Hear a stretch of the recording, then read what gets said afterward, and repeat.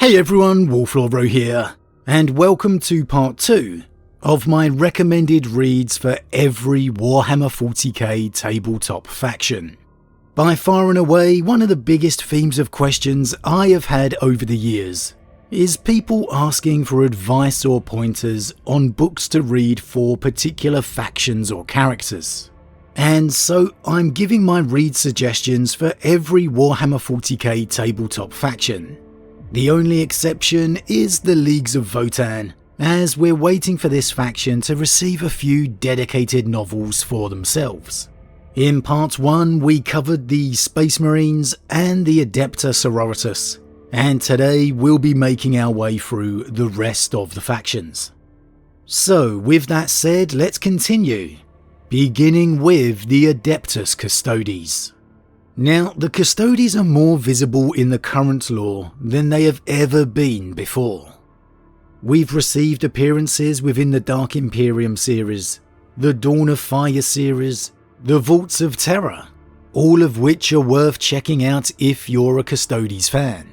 However, it's really the Watchers of the Throne series that I have to recommend the most here.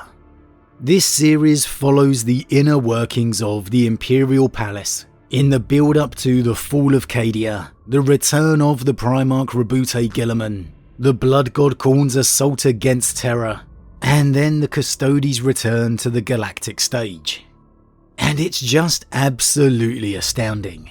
It's not solely Custodian focused, following the journey of not only Custodian Valerian, but also the Sister of Silence Alea, as well as a heavy dose of High Lords of Terror spotlight. Through Valerian you really get to see what life is like for a Custodian behind the mythical walls of the palace, what their views are on humanity and the rest of the Imperium, just how the 10,000 years behind the walls have shaped them, how unique their duty and view is. With the addition of Alea, we get to see the return of the Silent Sisterhood, the Talons of the Emperor united in action once more, and we end up with perhaps the best 40k buddy cop story we never knew we needed.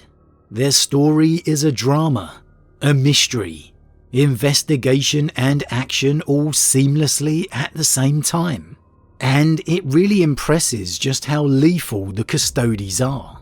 Why they are the pinnacle of the Emperor's warriors, his chosen. The first installment, The Emperor's Legion, and the sequel, The Regent's Shadow, are both equally gripping reads, and I can particularly recommend the audio versions too. With sightings of Guilliman, Trajan Valoris, the High Lords of Terror, even the mysterious Minotaurs chapter, this is a series you absolutely must read. Again, we're blessed with a few sightings of the Custodes out there now. However, the Watchers of the Throne series is the #1 place to go for me. Moving on to the Adeptus Mechanicus. Now, it would be hard to discuss the Adeptus Mechanicus and not mention Belisarius Cawl. This guy is the biggest talking point for Mars in lore and without. And well, he's thus the first place to look. The novel Belisarius Cawl the Great Work follows the adventures of the Archmagos as he departs Guilliman's side to become the galaxy's saviour, continuing his quest to master the ancient Necron technology to push back and close the flood of the Great Rift. In this particular installment, he heads to the fallen homeworld of the Scythes of the Emperor chapter to investigate the Pharos beacon. Here he's accompanied by his mysterious bodyguard Alpha Primus, a contingent of the few remaining Scythes of the Emperor chapter, and the newly appointed Tetrarch Decimus Felix, providing your mandatory Space Marine action. It's far more a look into Cawl himself than the wider Mechanicus, but honestly Cawl is such an important character to the wider faction now. You do really need to understand him and his motivations. And through the Great Work, you get several revealing glimpses into the man within, including just how important he may be to the Emperor's future. Now, its sequel Genefather is far more wide-ranging when it comes to the rest of the Mechanicus faction. You get a sense of how Call's insatiable ambitions may just be winding him down the path to serious repercussions. In viewing more of the Adeptus Mechanicus, it helps to give a sense of how conflicted the powers of Mars are with the Archmagos, how he is equally supported, yet reviled.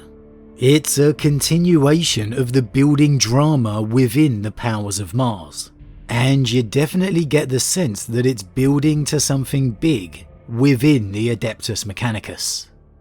I would also be remiss if I didn't mention the Forges of Mars Omnibus, a much more standard Adeptus Mechanicus viewing, as it follows Archmagos Kotov's attempts to cross the Halo Scar region of space in search of a lost legendary Mechanicus fleet.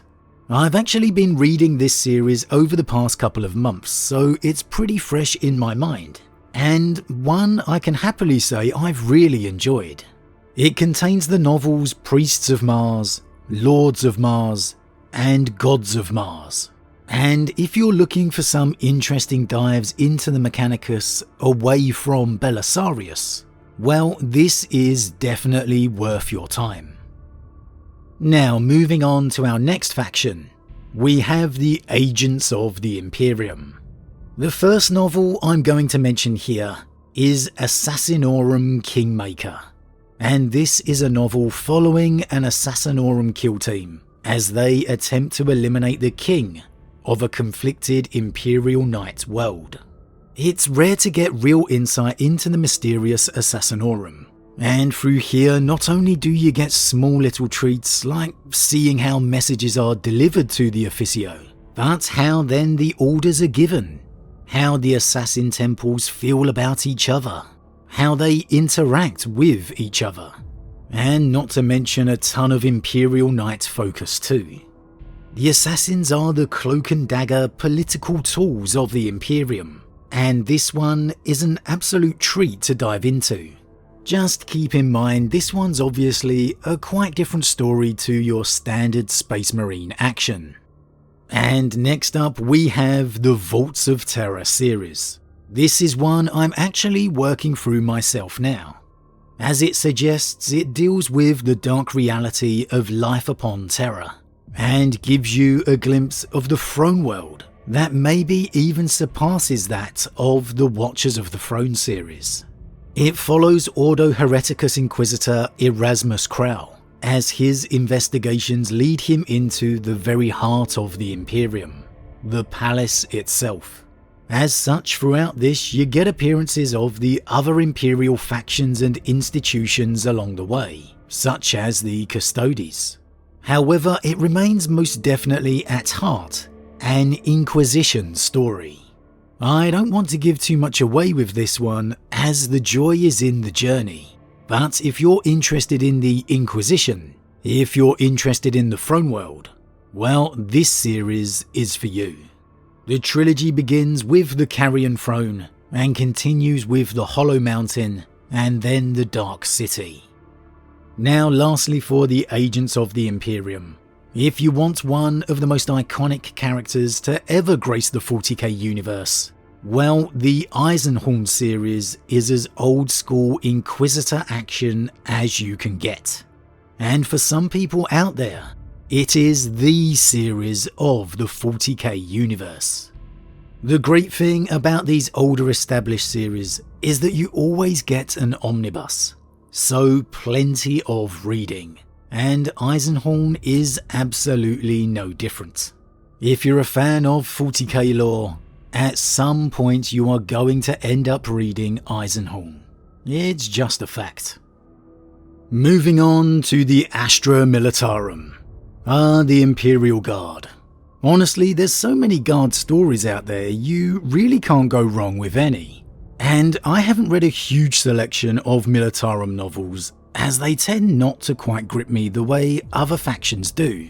However, in saying that, there's absolutely been a few that I've loved.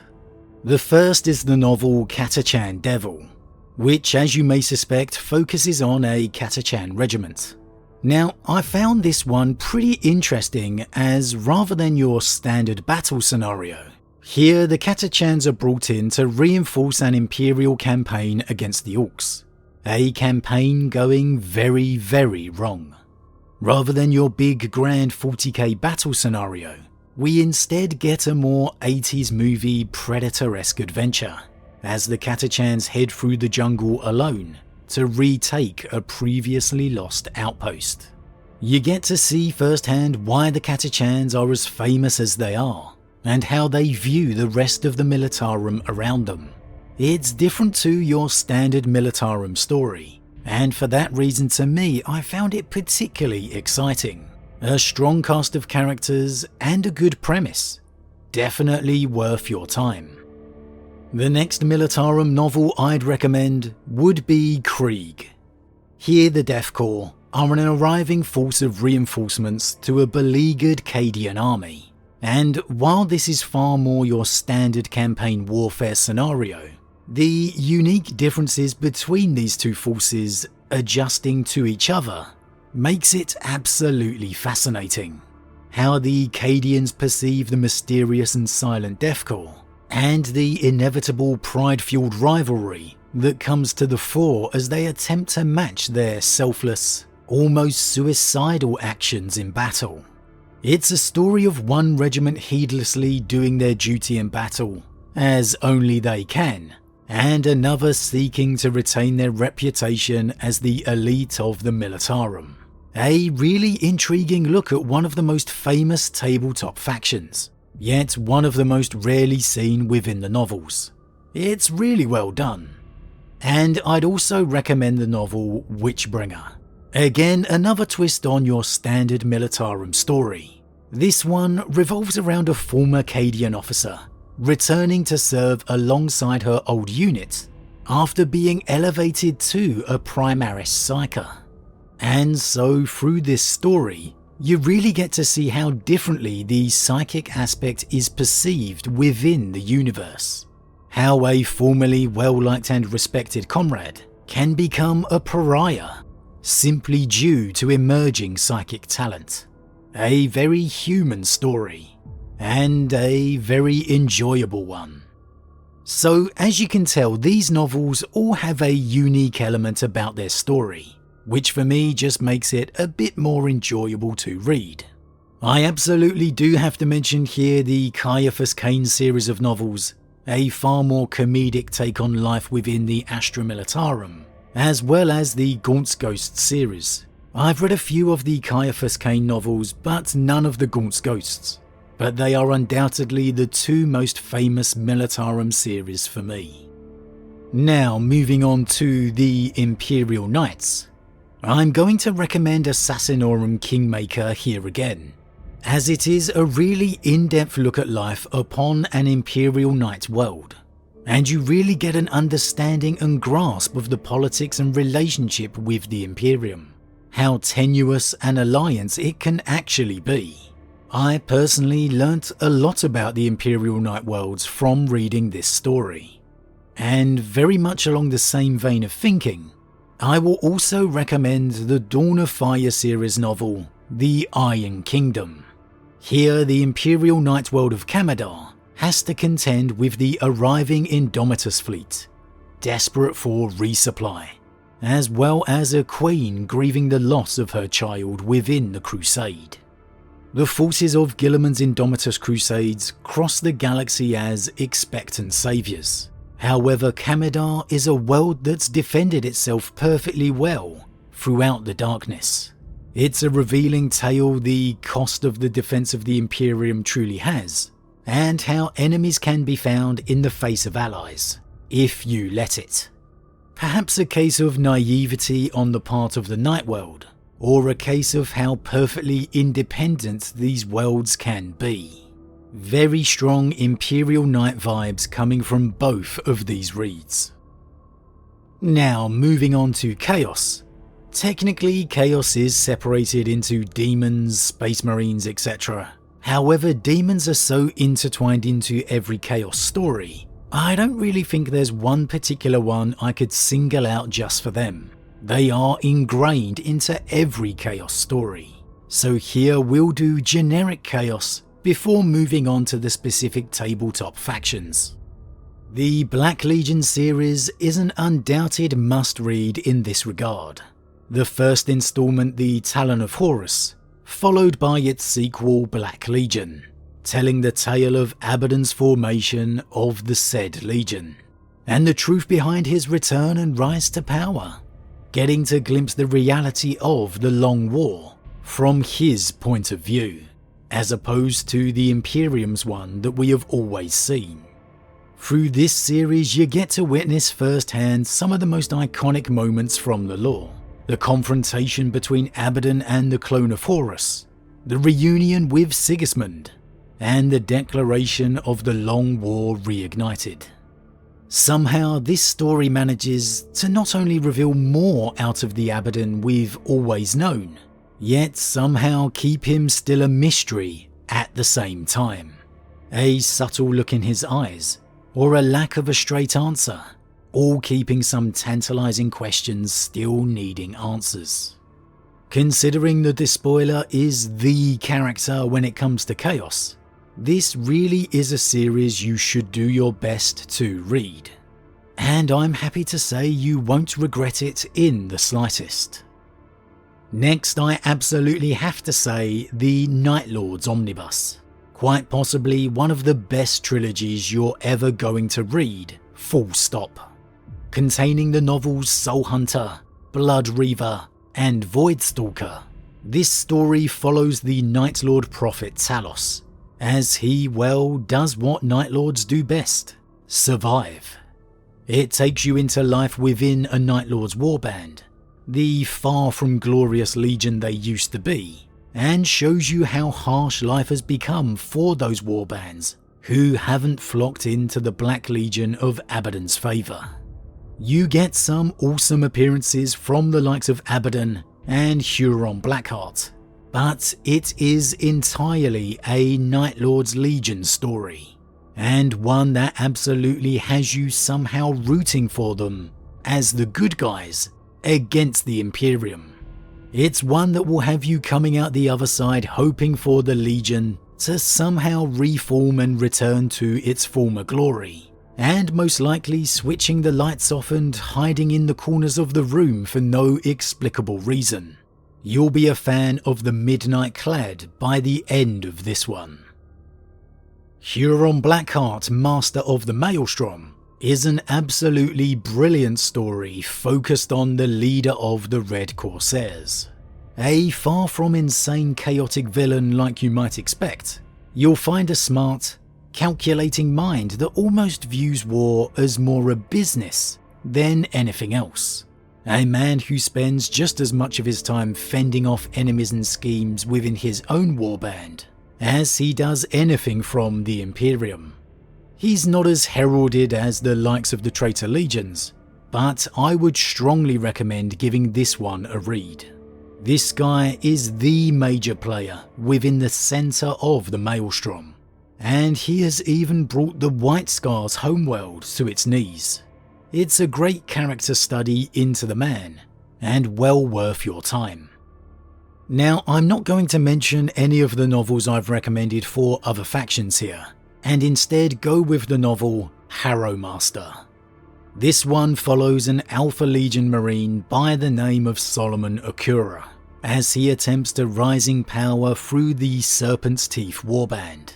You get some great moments in this one, such as the Alpha Legionaries encountering Primaris for the first time, hearing the news of the Primarch Guilliman's return, and them just trying to figure out what on earth is going on. A particular highlight of this story is seeing how the various Alpha Legion warbands out there actually interact with each other, and how they have even survived alone within the Imperium for this long. How so much of their legion remains a mystery even to them, and the rumours and speculations that have arisen regarding Alfarius' ultimate fate. Another really strong read. Moving on to our next faction with the Chaos Knights. I don't actually think these guys have any focus novels of their own. I could be wrong, but I certainly have never read one. However, I can mention the short story Apex Predator, which is a story of loyal Imperial Knights going against their traitor kin. And I would give a mention to the Militarum novel Steel Tread, which has the Militarum being hunted by a Chaos Knight. So a definite couple of options there. If I do find or come across a novel entirely from their perspective, then I of course will let you know in the comments below. Moving on to the Death Guard. Obviously the Sons of Mortarion and the big man himself get a lot of screen time within the Dark Imperium trilogy.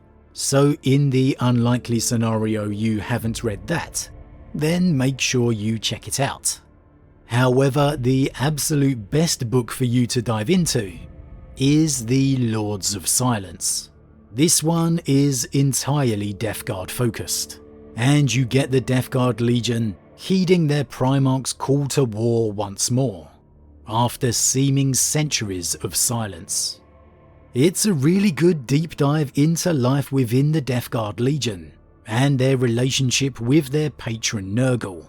You get some sense of understanding on the difference between the original Death Guard legionaries and the recruits since the post-heresy, how loyalties between them are quite different, and how it could well affect the Legion as it moves forward.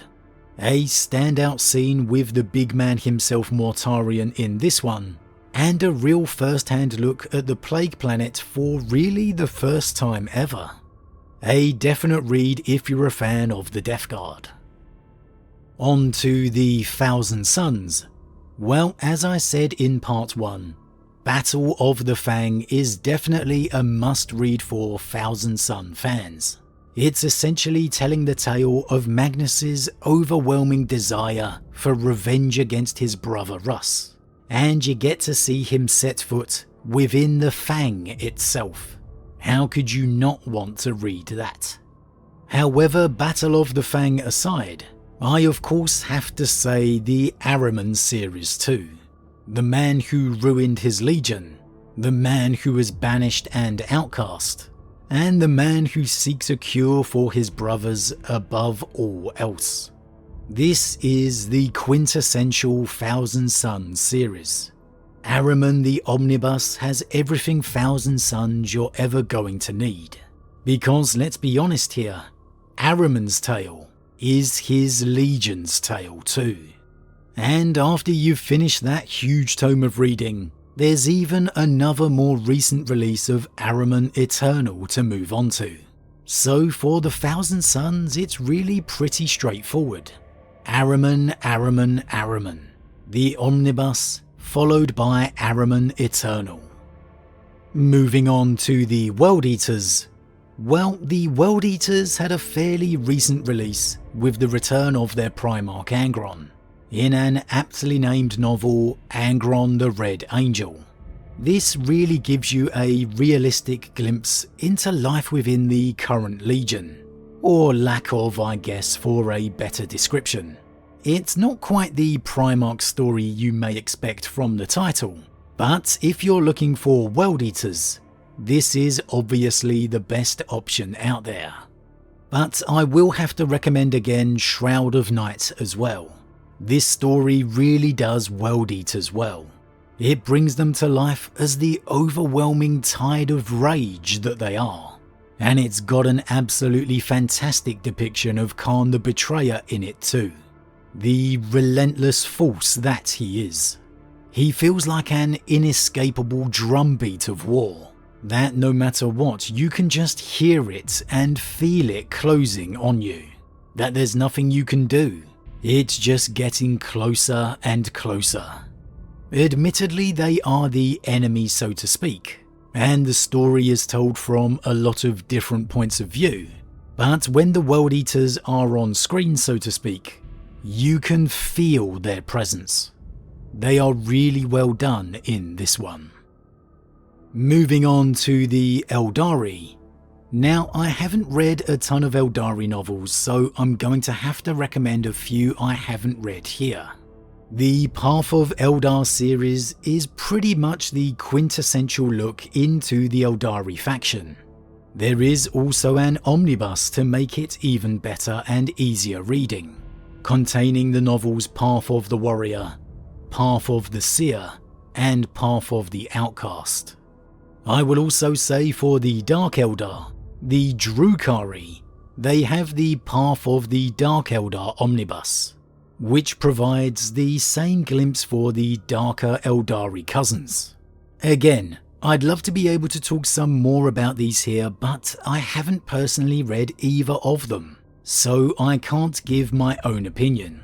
However, from everything I've seen, these two are the best places to look for these two Aeldari factions. Check out reviews for yourself, and if you like it, give them a go.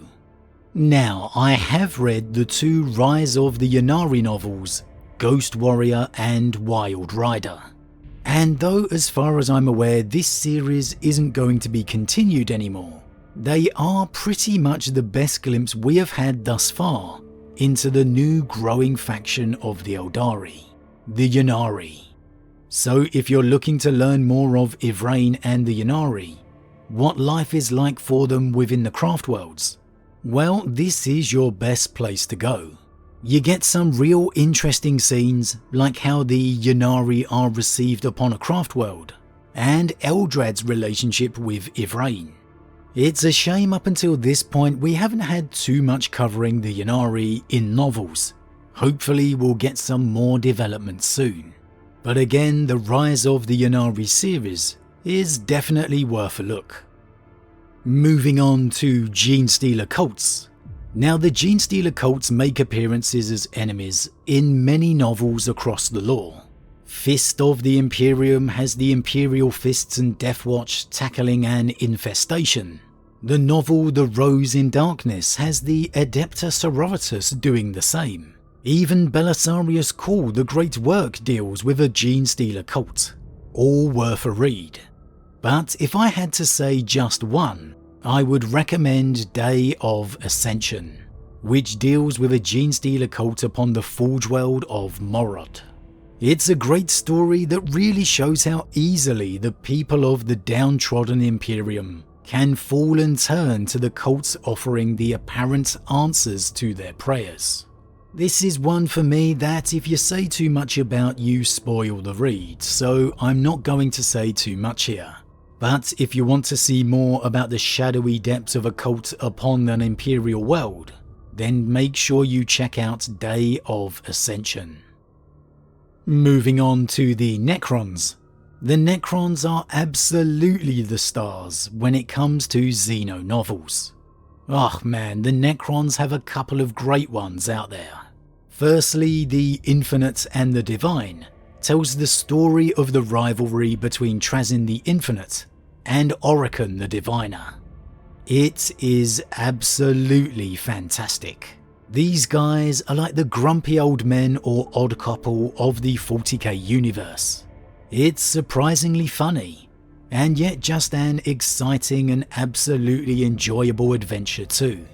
And you get some real interesting insights into Necron politics and dynastic laws too. Really recommend this one. As well as the Twice Dead King series, Ruin and its sequel Reign. Necron novels have humour, action, excitement, and here a surprising amount of emotion too. It tells the story of the disgraced Pharaoh Ultix, and his desire to not only save his dynasty, but reclaim his power. It's got a real strong cast of characters in support, and is just absolutely brilliant from beginning to end. Never in a million years did I think I would be able to feel empathy for a Necron general who couldn't speak properly. But hey, here we are. That is how good Ruin and Reign are.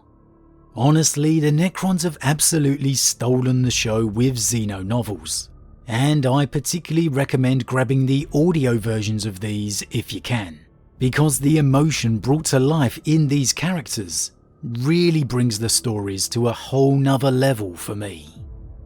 Moving on, we have the orks, another one of the eternal bad guy viewpoints. A quick mention for the Militarum novel Catachan Devil I mentioned earlier. There's a great orc commando villain in that one, who really doesn't get on well with his standard orc war boss, and as a result not only does he have a really interesting personal story, but you get a great jungle stealth battle between the orcs and the Catachans too. Quite a unique dynamic for a 40k story. I'll also mention Gazkul Fraka, Prophet of the War. Here, through the view of Makari, you get to see the past and history of the legendary Gazkul, how the mythical orc rose to the levels of prominence he did. Being told largely from Makari's point of view, take it with a pinch of salt of course. But if you're into greenskins, this is definitely one you're going to want to check out. Another orc novel to check out, but one I haven't personally read yet, is Brutal Cunning. This one's had nothing but fantastic reviews from what I've seen, and it's one I've definitely had on my list to try and get around to for a while. So check out the synopsis, check out the reviews, non-spoiler of course, and if you like what you see, give it a go. However, again, for the ones that I have read, I absolutely recommend Catachan Devil and Gazkul Fraka, Prophet of the War. I should also probably throw out a mention for the War of the Beast saga here. It's not current day Imperium, but does take place after the Heresy, covering the time the orcs pushed the Imperium to the very brink of destruction. If you're here for the orcs, that's probably the pinnacle of them in the lore. Moving on to the Tau Empire. Now, the most logical and obvious place to begin here is the Farsight series, telling the tale of the rise of the legendary Tau commander. So far this series has the novel Farsight, Farsight Crisis of Faith, and Farsight Empire of Lies. If you want to learn the truth behind the enigmatic Tau commander, why he abandoned the Empire, this is the series for you. I don't believe it's come out into omnibus form just yet, so you're gonna have to acquire these novels in single form. But I'm sure at some point in the future we will definitely get that Farsight omnibus. I'll also recommend the novel Shadow Sun, the Patient Hunter. Here we have the equally legendary Commander Shadow Sun, facing her own crisis of faith within the Empire, and facing the signs herself that all may not be quite as it seems. If you're intrigued by the Tau Empire faith and rising god narrative, you will definitely want to check this out. That's all I'm going to say. And another little shout out to the Adepta Sororitas novel The Book of Martyrs, as this one has a short story within that deals with a Tau captured sister being interrogated for answers regarding the appearance of an Imperial Saint. A lot of Tau content in that, and a very intriguing story. However, our final faction before a few honourable mentions, the Tyranids. Now, much like the Genestealer cults, you only ever really see the Tyranids as the enemy in novels. Honestly, probably my favourite Tyranid story still to this day is the Uriel Ventris story Warriors of Ultramar, where the Ultramarines attempt to defend the world of Tarsis Ultra alongside their successor chapter, the Mortifactors. But if you're looking for Tyranid action, then honestly probably the best place to look is the Great Devourer Leviathan Omnibus.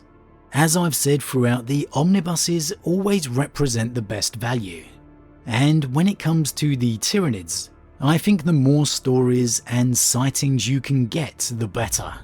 So try and get your hands on the Leviathan Omnibus. It's still widely available.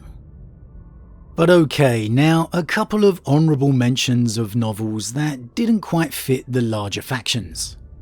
First of all, the Spear of the Emperor. This is a story that focuses on the trio of chapters defending the Alara's Veil Nebula. It connects and continues the Celestial Lion's tale from the Black Templar story, Blood and Fire, and introduces the Emperor's Spears chapter in all their glory. I won't say much here to not spoil anything, but if you've never read this one, I really recommend giving it a go. But make sure you read Blood and Fire first. It's not mandatory by any means, but will make it just that little bit better. Secondly, I'd definitely like to mention giving the Warhammer crime universe a go, particularly the novels Bloodlines and Flesh and Steel. Bloodlines follows the investigations of Probator Augusto Zidorov and Flesh and Steel Probator Simeon Noctis. They are your classic film noir style detective investigations within the 40k universe, and these two have been by far my favourite ones of the universe to date. I've been eagerly awaiting sequels to both, which I'm hoping I haven't missed. There's a lot of anthologies and short stories in the Warhammer crime universe, but in my opinion, if you're thinking about diving in for the first time, I'd definitely recommend starting with either of these two stories. It really helps invest you into the characters and worlds when you get more time with them. And again, these two novels have been my favourite to date. But okay, that's it. All my suggestions to get you going for right now. Don't forget to check out part 1 if you missed it for the Space Marines and Sisters of Battle.